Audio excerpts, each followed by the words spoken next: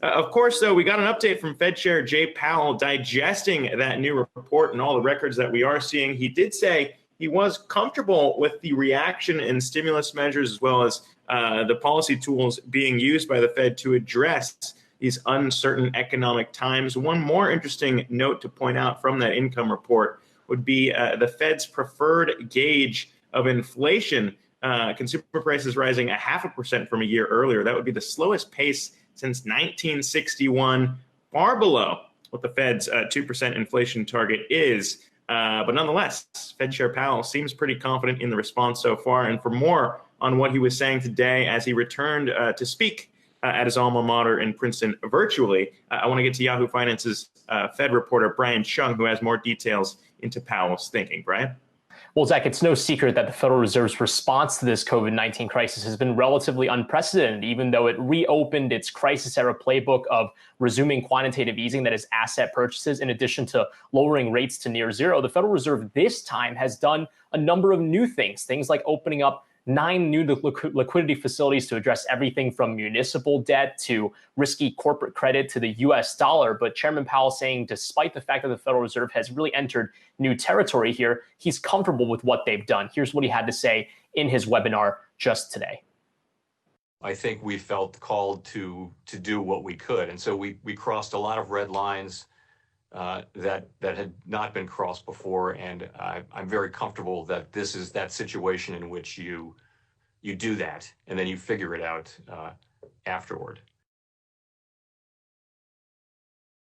Said there, he's basically saying the Federal Reserve would rather ask for forgiveness than ask for permission, right? When you consider that these are things the Federal Reserve has never done before, specifically the Main Street lending program. This is the Federal Reserve's plans to offer cheap loans directly to businesses through bank underwriters. This is something the Federal Reserve has never done before. They didn't do it in 2008. They didn't do it in previous crises before that. So there's a lot of learning that the Federal Reserve has had to do, which is the reason why it actually hasn't even stood up that facility yet, although Chairman Powell said it's just a few days away from getting started. But Chairman Powell is saying despite all these unprecedented measures, he's comfortable with where the Federal Reserve has gone. And despite a balance sheet that's ballooned past $7 trillion, he said he doesn't worry about things like inflation or financial stability, and that as in that quote that we just played, they'll deal with all that down the road.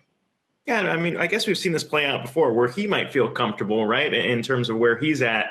When we think about the changes that we've seen to interest rates before all this hit, though, there was that kind of element of the market getting ahead of the Fed and saying in terms of where interest rates would go. We saw a little bit about that, too, when he said that he doesn't necessarily support the idea of negative interest rates here. We saw the market again kind of getting ahead of itself. You talk about the record balance sheet that we're seeing here back above $7 trillion now, as you noted. I mean, I'd be curious to get your take on whether or not the market overall is buying into the idea that Fed Chair Powell is now comfortable with what has been done so far and comfortable in the way that it's sitting here in more of a wait and see approach as we await maybe more fiscal stimulus. Well, as we've seen from markets, the rally over the past few weeks has been kind of a thumbs up towards the Fed policy so far, and also probably a thumbs up to the fiscal policy so far. Although, as we've heard in previous appearances, Federal Reserve officials say there could be more that could be required if there were to be some sort of additional risk. Maybe that's in the form of a second wave of the coronavirus cases across the country. Now, for right now, Jerome Powell was a little bit more mum on fiscal policy in this particular appearance, although in all fairness, he wasn't really directly asked about it, so didn't really have much of an opportunity to opine on that. But as far as Fed policy, we have to remember that despite the fact that the Federal Reserve has already done so much, it's not necessarily out of ammunition. Chairman Powell has made that clear in previous appearances before. And one possible way that they could go, because keep in mind, the Federal Reserve is about to go into a blackout period. This is the normally scheduled time when Fed officials don't speak ahead of the next FOMC meeting that's on June 9th and June 10th. But in that meeting, should we expect to see things like forward guidance where the Federal Reserve says we commit to keeping rates low or commit to buying assets at this current pace for this amount of time? The Federal Reserve could do that in addition to things like yield curve control, which seems like there's a lot of differing opinions on the FOMC about pinning specifically where medium to longer term rates really will be. But the Federal Reserve can do those types of things if it sees the need to in the future. Yeah, maybe we shouldn't have expected such hard-hitting questions to really grill Fed Chair Powell when he's going back to his alma mater in Princeton, friendly territory to be discussing all these things there. But Brian Cheung, appreciate you bringing us that. Hey investors, Zack Guzman here. Are you interested in learning more about the markets and getting the latest financial news? Well, then click right here to subscribe to our Yahoo Finance YouTube channel.